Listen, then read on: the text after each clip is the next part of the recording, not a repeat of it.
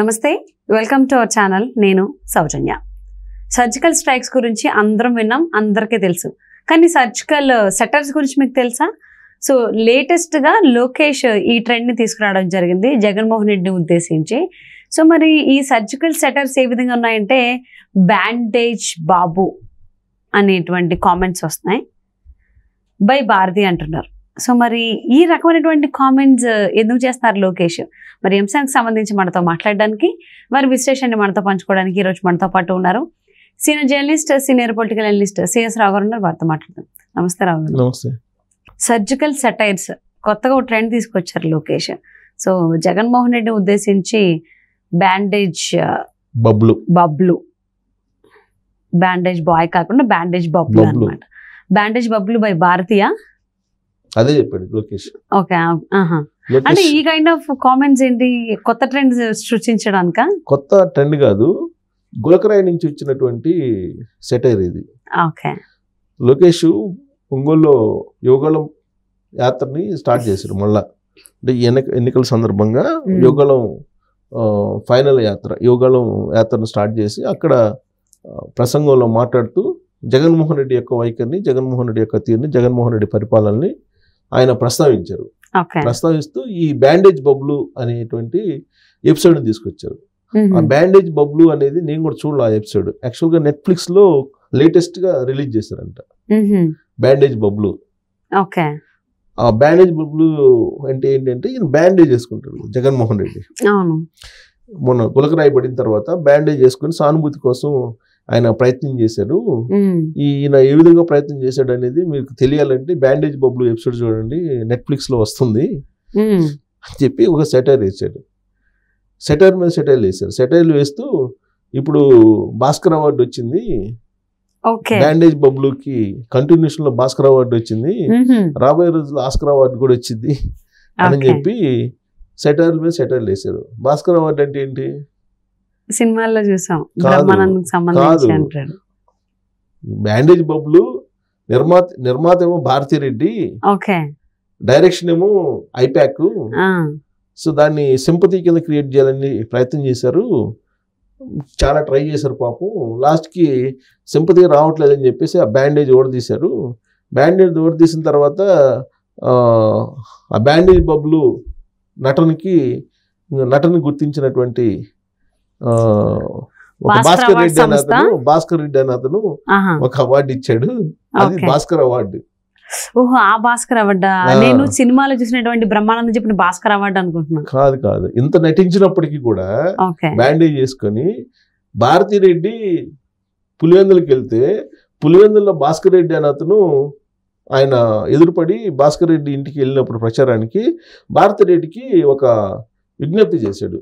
ఏ విజ్ఞప్తి చేశాడంటే, అమ్మ భారతీ రెడ్డి గారు, మీరు ఒకసారి జగన్మోహన్ రెడ్డి గారికి చెప్పండి, నా వంశపారంపర్యంగా వచ్చినటువంటి భూములు, నా ఆస్తుల మీద జగన్మోహన్ రెడ్డి బొమ్మ ఏందమ్మా, ఉంటే నాది ఉండాలి, లేదంటే గవర్నమెంట్ గుర్తుండాలి, జగన్మోహన్ రెడ్డి బొమ్మ ఏందమ్మా నేను చెప్పండి ఒకసారి, ఇది మంచిది కాదమ్మా ఇది అని చెప్పి రివర్స్ లో భారతీ రెడ్డికి మాజీ సర్పంచ్ హస్బెండ్ కుమరంపల్లిలో, ఆయన కూడా కుమరంపల్లిలో వైసీపీ అతను, జగన్మోహన్ రెడ్డి డైరెక్ట్ గా చెప్పలేరు కదా, అందుకని చెప్పి ఈ పాస్ పుస్తకాల్లో జగన్మోహన్ రెడ్డి బొమ్మ ఏందమ్మా ఇది మీరన్నా చెప్పండి అని చెప్పి భారతీ రెడ్డికి చెప్తే భారతీ రెడ్డి మౌనం వహించి అక్కడి నుంచి వెళ్ళిపోయారు. అంటే మౌనం అంగీకారమా, లేకపోతే నేనేం చేయలేను జగన్మోహన్ రెడ్డి తీసుకున్న నిర్ణయం అని అనుకోవాలా, లేదంటే నేనే చెప్పాను జగన్మోహన్ రెడ్డికి ఆ ఐడియా అని చెప్పి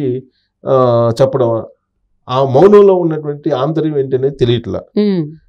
ఇప్పుడు ఇంత జగన్మోహన్ రెడ్డి గులకరాయి దాడి జరిగిన తర్వాత ఆయన బ్యాండేజ్ చేసుకొని మొత్తం 10-15 రోజులు ఉన్నప్పటికీ కూడా సింపతి అయితే రాలేదు అంటానికి ఈ భాస్కర్ అవార్డు ఇచ్చాడు. భాస్కర్ రెడ్డి ఆల్రెడీ చెప్పాడు భారతికి భాస్కర్ రెడ్డి అవార్డు వచ్చింది, నెక్స్ట్ రావాల్సింది ఆస్కర్ అవార్డేను, భాస్కర్ అవార్డు వచ్చేసింది, నెక్స్ట్ అంటే అత్తారింటికి దారి సినిమాలో భాస్కర్ అవార్డ్స్ అని ఉంటాయి కదా, ఆ భాస్కర్ అవార్డు ఇచ్చారేమో అనుకున్నాను నేను. అదే చెప్పింది స్టార్టింగ్ లో ఏమన్నాను, సర్జికల్ స్ట్రైక్స్ ఉంటాయి మనం విన్నాము, ఇది పాకిస్తాన్ మీద ఇండియా వెళ్ళి సర్జికల్ స్ట్రైక్ చేసినప్పటి నుంచి సర్జికల్ స్ట్రైక్స్ అనేది విన్నాము తరచు కూడా, కానీ సర్జికల్ సెటైర్స్ అనేది వెళ్ళలేదు అని చెప్పి అన్న, అందుకే సర్జికల్ సెటైర్స్ అన్న అందుకే.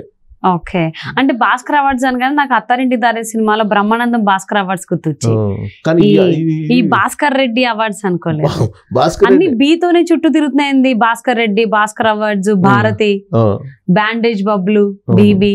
అవును, బి రిమోట్ అంటే షర్మిల ఆల్రెడీ 2 బీల మధ్య అన్నారు, 2 కంటే ఎక్కువ ఉన్నట్టున్నాయి అక్కడ. చాలా ఉన్నాయి. రిమోట్ అని చెప్పి చెప్తుంది కదా, బి చుట్టూ రిమోట్స్ తిరుగుతున్నాయి. సో కాబట్టి అంటే ఆ యాంగిల్లో లోకేష్ సెటైర్లు మామూలుగా వేశారు ఒంగోలు యోగాల సభలో. ఎందుకు వేశారంటే టైటిలింగ్ అనేటువంటి యాక్ట్ వచ్చింది. ఆ యాక్ట్ దాని అర్థం ఏంటంటే మీ భూములన్నీ కూడా జగన్మోహన్ రెడ్డికి అప్పచెప్పడమే. ఇప్పుడు ఒక సెంటిమెంట్ అనేది ఉంటుందండి ప్రతి వాళ్ళకి.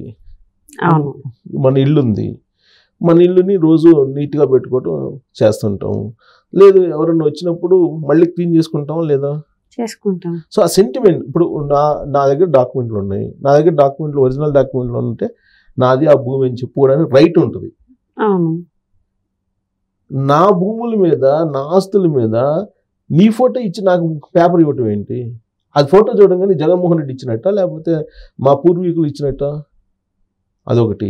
అసలు ఒరిజినల్ డాక్యుమెంట్లు తీసుకోవటం ఏంటి? ఒరిజినల్ డాక్యుమెంట్లు కలెక్ట్ చేసేసుకొని ఆయన దగ్గర పెట్టుకుని జెరాక్స్ కాపీలు ఇవ్వటం అంటే జెరాక్స్ కాపీలు అసలు చెల్లుబాటు అవుతాయా? చెల్లుబాటు కావు. తర్వాత ఈయన ఇప్పటికే రీసర్వే చేశాడు. రీసర్వే చేసి భూములకి 80% రాష్ట్రంలో ఉండేటువంటి 80% డిస్ప్యూట్స్ క్రియేట్ చేశాడు. లేనటువంటి డిస్ప్యూట్ క్రియేట్ చేశాడు ఆయన. 80% వివాదాల్లో ఉన్నాయి రీసర్వే చేసిన తర్వాత. ఎందుకంటే పూర్వం నుంచి అనుభవంలో ఉన్నటువంటి భూములు చాలా ఉంటాయి, ఆ వ్యవసాయం చేసుకుంటూ ఉంటారు. దానికి నువ్వు సరిహద్దులు వేసేసి, సరిహద్దుల్లో నీ బొమ్మతోటి ఒక రాయి వేసేసి, నీ బొమ్మతోటి ఒక పేపర్ ఇచ్చేసి, ఈ పేపరే నీకు, ఈ పేపర్ చూసుకో, జగన్మోహన్ రెడ్డి బొమ్మ చూసుకో, జగన్మోహన్ రెడ్డి నవరత్నాలు చూసుకో అని చెప్పి ఇస్తే, ఇదేమన్నా మనం దుబాయ్ ప్రాంతంలో దుబాయ్ రాజా, కువైట్ రాజా కాదు కదా. అక్కడ పాస్పోర్ట్ల మీద రాజుల బొమ్మలు ఉంటాయంట. ఇప్పుడు మోడీ ఉన్నాడండి, మరి ఆ లెక్కన మోడీ బొమ్మ వేసుకోవచ్చుగా పాస్పోర్ట్ల మీద, అంతేగా. ప్రధానమంత్రి కదా, ప్రధానమంత్రి నరేంద్ర మోడీ కాబట్టి నరేంద్ర మోడీ బొమ్మ వేసుకోవాలి కదా అన్నిటి మీద. సెంట్రల్ గవర్నమెంట్కి సంబంధించి అన్నిటి మీద.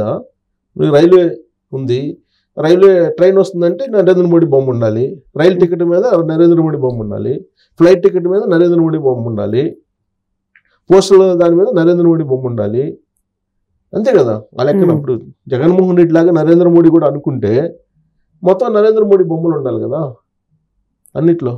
ఇప్పుడు కరెన్సీ కూడా చేంజ్ అయిపోతుంది, కరెన్సీ కూడా నరేంద్ర మోడీ బొమ్మ ఉండాలిగా, అంతే కదా. కరెన్సీ మీద కూడా నరేంద్ర మోడీ బొమ్మ ఉండాలి. జగన్మోహన్ రెడ్డి మన ఆంధ్రప్రదేశ్కి సపరేట్ కరెన్సీ పెడితే జగన్మోహన్ రెడ్డి బొమ్మ వేసుకుంటాడని తెలియదు. అంటే కొన్ని విషయాలు మనం సెటరిక్గా మాట్లాడుకుంటున్నాం కానీ చాలా సీరియస్ ఇష్యూస్ అవి. కొన్ని సెంటిమెంట్తో కూడినటువంటి మానవ సంబంధాలతో కూడుకున్న, మానసికమైనటువంటి సంబంధాలతో కూడుకున్నటువంటి అంశాలు. వాటిని తీసుకొచ్చి జగన్మోహన్ రెడ్డి బొమ్మ వేస్తే జగన్మోహన్ రెడ్డికి 151 స్థానాల్లో 2019 గెలిచినప్పటికీ కూడా ఆయనకు వచ్చింది 50%. 40% తెలుగుదేశం పార్టీకి వచ్చింది, 6% జనసేనకు వచ్చింది. అంటే ఆంధ్రప్రదేశ్లో ఉండేటువంటి ప్రజల్లో నీకు 50% ఉంటే 46% మంది నీకు వ్యతిరేకంగా ఉన్నారు. 46 ప్లస్ ఇండిపెండెంట్తో కలుపుకుంటే 48 మంది ఉన్నారు. అంటే 2% నీకు ఎక్స్ట్రా ఉంది, అంతే కదా. మరి నువ్వు గెలిపించినందుకు ఈ 48%, 47% మంది ప్రజలు నీ బొమ్మను ఎందుకు చూడాలనుకుంటారు? నిన్ను అసలు వ్యతిరేకించిన వాళ్ళు కదా వాళ్ళు. ప్రజలు ఎప్పుడైనా సరే అందరికీ ఆమోదయోగ్యమైన నిర్ణయం తీసుకోవాలి.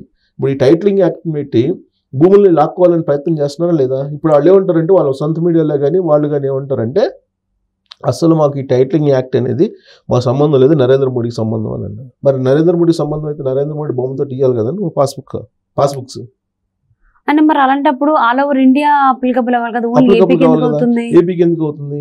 అందట్టు ఎన్నికలు కూడా ఉన్నటువంటి నేపథ్యంలో జరగద్దు కదా. అంటే ఏదో అంటారు, వినేవాళ్ళు ఉంటే హరిదాస్ ఇంగ్లీష్లో చెప్తారంట హరికథ,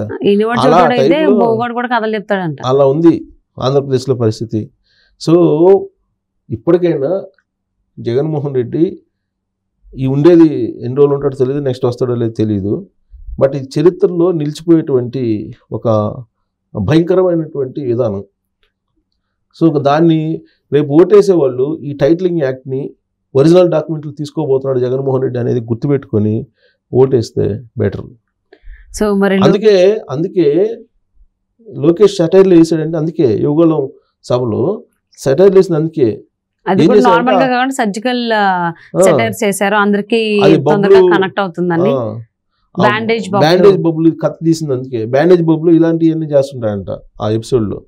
ఓకే, అది చూడాలి. నెట్ఫ్లిక్స్ లో ఏదో ఉందంట, మరి అది ఉందో లేదో మరి క్రియేట్ చేశారో తెలియదు కానీ నెట్ఫ్లిక్స్ లో అంటే బ్యాండేజ్ బబుల్ అనేటువంటి పేరు తీసుకొచ్చి జనాల్లోకి చాలా బాగా వెళ్ళిపోయే విధంగా తీసుకొచ్చారు సెటైర్స్ లోకేష్. సో చూద్దాం మరి ఎంతవరకు రీచ్ అయింది ఏంటి అనేది రాబోయేటువంటి రోజుల్లో. Thank you so much CS Rao గారు. Thank you.